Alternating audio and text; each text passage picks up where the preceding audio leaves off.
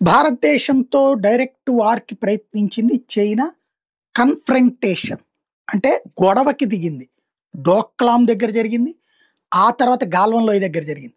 2 సార్లు కూడా మొదటి దెబ్బ వాళ్ళే కొట్టారు. ఎందుకంటే మనకొక విధానం ఉంది. తెలిసినా మన కళ్ళెదురుగుండా అవతలోడు తప్పు చేస్తున్నాడని తెలిసినా మొదటి దెబ్బ మనం కొట్టమన్నటువంటి. వాళ్ళు కొట్టిన తర్వాత మనం చావచేత కొట్టాం. వెంటపడి తరిమి చంపాం. 300 మందిని ఆ రోజున గాల్వన్ లోయ దగ్గర లేపి అవతల పడేసాం.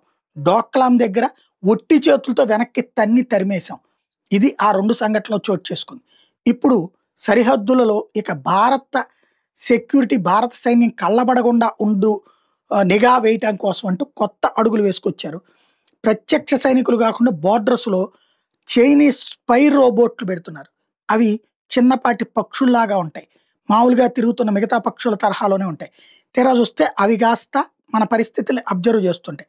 చైనీస్ పోస్టుల నుంచి ఇట్లాంటివి వాడుతున్నారు అన్నటువంటి విషయాన్ని తాజాగా భారత సైన్యం గ్రహించి భారత సైనిక ఉన్నతాధికారుల దృష్టికి తీసుకెళ్ళింది.